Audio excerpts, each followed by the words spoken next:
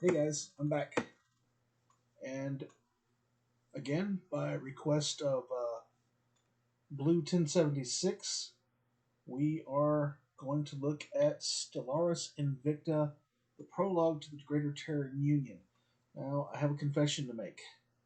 He wanted me to watch the European Commissariat as well, and I screwed it up.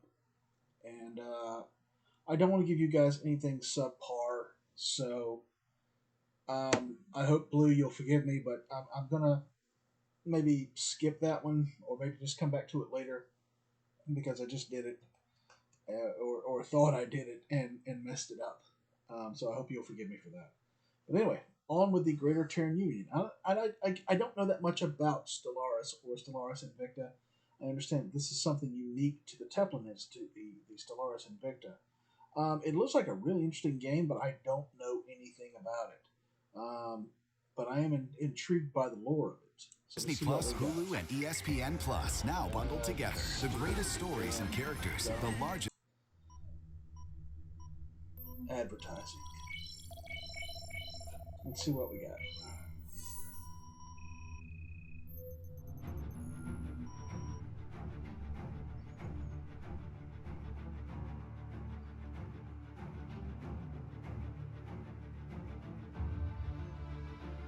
On April 22, 2089, military space surveillance satellites from 9 separate nations began tracking a group of objects that had entered the periphery of the solar system. Within weeks, these objects had been picked up by civilian observatories, and when they became public knowledge, the members of the United Nations Security Council revealed that they were almost certainly artificial in nature, and on a direct course with Earth. When the ships finally arrived in orbit on February 17, 2090, the outcome was apocalyptic. A hastily assembled orbital defense network was swept aside, and powerful alien weaponry annihilated dozens of cities in the opening few hours. Whether this strike was meant to force some sort of unconditional surrender or the first step in a genocidal campaign was never determined. A coordinated intercontinental ballistic missile launch from silos and submarines across the world disabled the largest and seemingly most powerful alien warships. Further orbital bombardment would be limited and sporadic. Over the next 7 years, mankind fought a desperate war across the world. In ruined cities and ash-choked landscapes, remnant military forces engaged a horrific enemy whose advanced technology and resources made defeat seem inevitable. Over a third of the planet was occupied, and those who managed to escape brought with them reports of horrifying alien atrocities and spires which poisoned the atmosphere around them. Terrifying. But even in the darkest ruins of the world, far from the front lines, there were those who resisted. Spiders? An improvised emblem meant to mark the location of hidden munitions and clandestine airdrops slowly grew into a worldwide symbol of defiance. It was painted onto tank barrels and aircraft wings, carved on the stocks of rifles, emblazoned on artillery shells, and branded on the corpses of the enemy. When humanity achieved the unthinkable and the last remnants of the alien armies retreated from the solar system, this symbol was placed on the flag of a new nation, one that united all of mankind, the Greater Terran Union. Yet in its earliest days, it existed simply as a last-ditch effort to prevent the complete collapse of human civilization. While the enemy had been defeated, the planet was in ruins. The global economy had been erased, famine was rampant, and the highest governing bodies of every major state had been destroyed, alongside tens of millions of their citizens. As the last organization still capable of operating effectively, an international coalition of various military forces assumed the responsibilities of civil governance. With the survival of humanity in question, the measures taken were severe: strict rationing, a mandatory one-child policy, and widespread martial law. Every available resource was put toward reconstruction, and opportunities only afforded to those whose knowledge and expertise could directly benefit this great effort. And that's realistic. It's horrible, but it's realistic. In an event like this, you would almost certainly have societal collapse. Um, for there to be anything even resembling survival, you would have to have, for a period, particularly a period of Reconstruction, uh, martial law and a curtailing of civil rights, and very, very strident, strict resource control. Um, the American post Civil War era is a perfect example of that. Europe after World War II, um, in the period before the Marshall Plan, is a perfect example of that. Yeah, there's nothing unrealistic here at all. Millions more would suffer and die in vast relief camps where the barest necessities were exchanged for grueling physical labor. The price was immense, and even those in the highest echelons of the provisional government were horrified by the actions taken to preserve civilization. Across the decades, however, the situation began to improve. Crop yields increased, global communication was restored, cities were rebuilt, and the harshest measures imposed on the population were repealed. Eventually, manned space flights resumed, and the dissection of derelict alien starships still in orbit revealed astonishing new technologies and fields of study. Every effort was made to prepare the planet for a second attack, but by the middle of the 22nd century, it had still not arrived. In 2153, plans were announced that would see the emergency military coalition dissolved, replaced with either a worldwide civilian government, or perhaps, according to a few proposals, divided into several sovereign states resembling the pre-war nations of Earth. In a planet-wide referendum, the first and only one of its kind, the fate of humanity's post-war government was left in the hands of its people. In an unexpected landslide, humanity placed its faith in the system that had led them through Reconstruction, transforming the emergency military provisional government into the sole governing body of the human race. On July 11, 2156, Generally speaking, people will follow a government that provides for their needs, even if it's a harsh government, even if it's a government that is, frankly, shitty. If it feeds them, provides them with security, offers them hope of a better tomorrow, they'll follow it. I don't know if I've mentioned it prior to this, but I teach history and civics and British and American lit, and yeah, I mean, you can look at some of the worst governments in human history, and almost invariably, people, at least at first, willingly support these governments because the alternative, at least in their minds, was worse. So this right here, these people have had, an alien invasion, decades of barely surviving, and this government got us through it. Yeah, we're going to stick with this. Greater Terran Union was proclaimed. The most striking aspect of this new society is the implementation of a tiered citizenship structure. A mandatory 4-year period of national service, either within the military or other recognized institution, grants every citizen certain rights, while higher tiers and their associated privileges and responsibilities are typically accessible only to those who have achieved a high ranking within the Union's national reputation system. Very high line. Citizenship tiers determine everything from the type of employment a person is allowed to seek and whether limitations exist on their freedom of movement, all the way down to the amount of water allotted to their showers each month. The system... Okay, that's very like a caste system almost. And that I'm not crazy about. That I don't like. Remains fluid, with citizens often gaining and losing tiers multiple times over the course of their lives.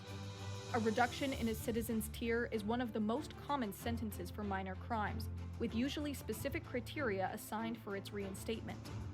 While advances in technology and production mean that even the lowest tiered citizens can enjoy comfortable lives, the system serves to promote duty to the state and a responsibility to humanity as a whole.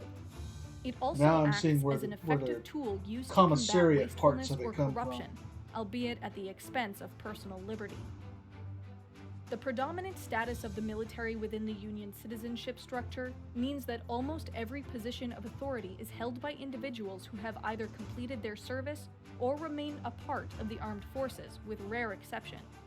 While the government and military remain nominally independent of one another, the Greater Terran Union has increasingly come to resemble a stratocracy as the lines between civil and military service become harder to discern. Now, that's a term I Executive power is don't held actually know. I have never heard the term stratocracy before, so I'm going to have to Google that one real quick. collectively by the National Council, composed of 21 marshals, each responsible for leading one of the nation's federal executive departments.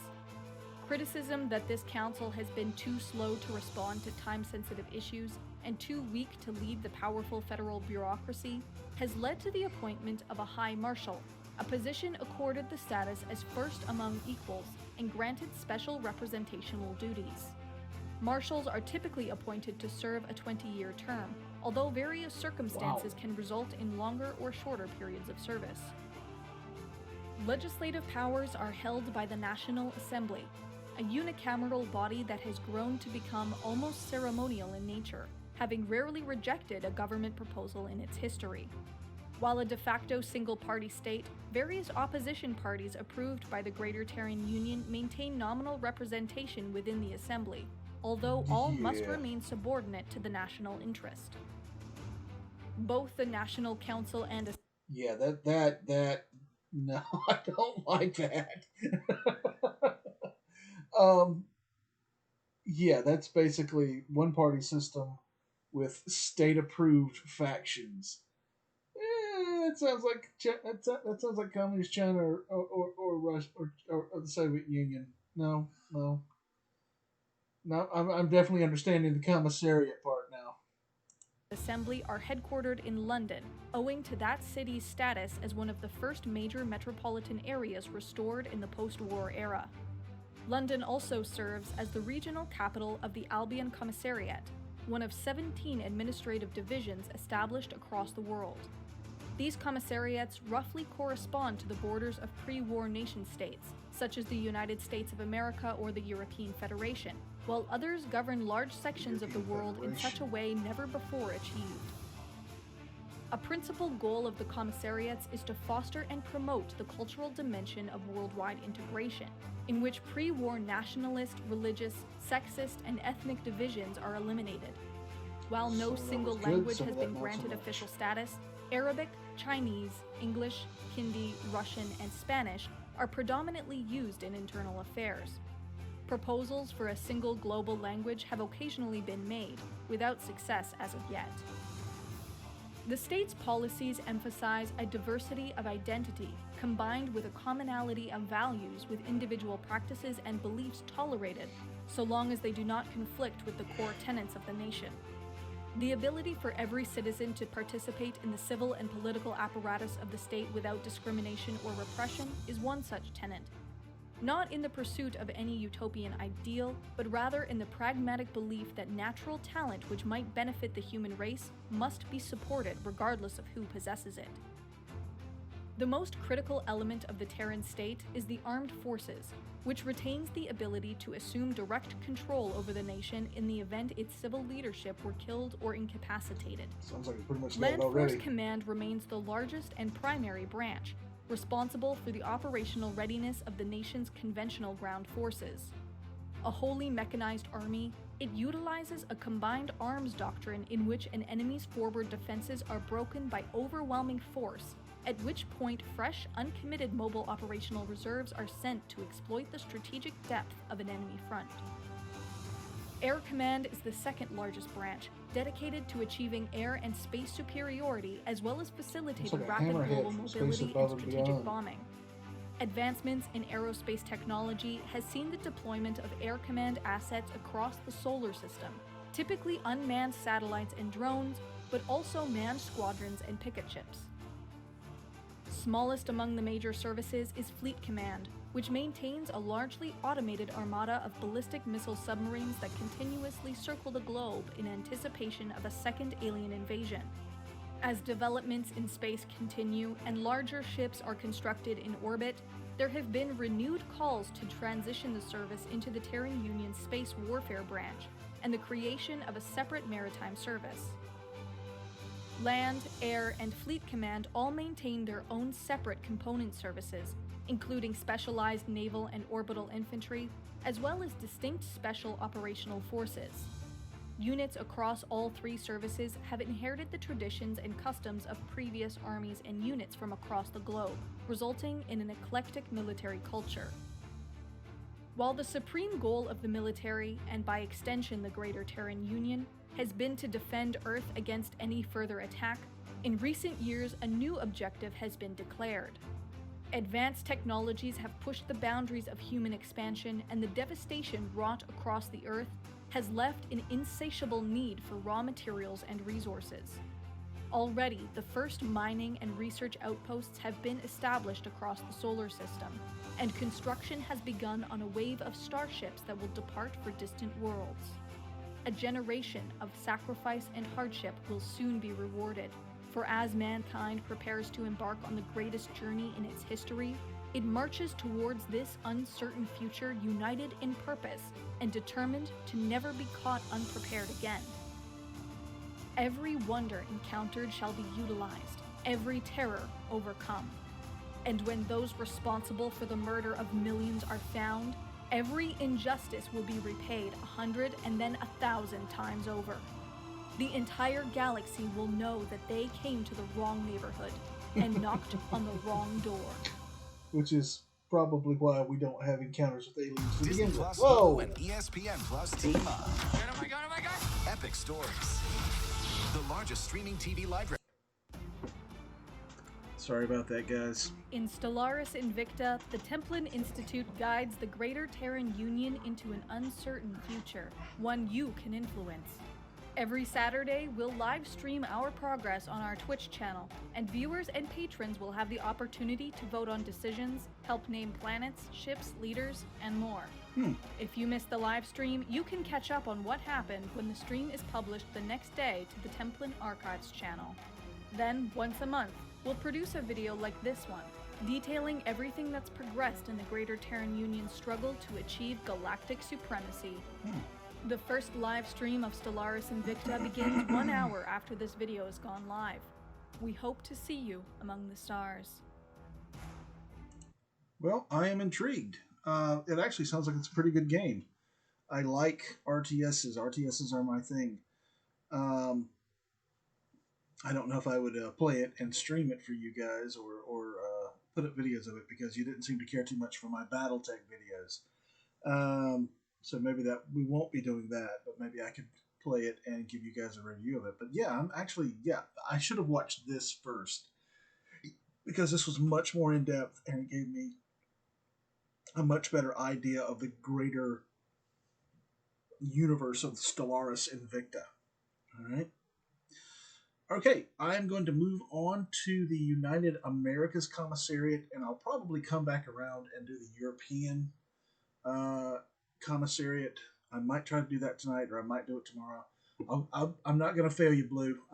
I'm into it enough now and understand enough now that I'm willing to go back into what I screwed up with the European Commissariat and fix that for you.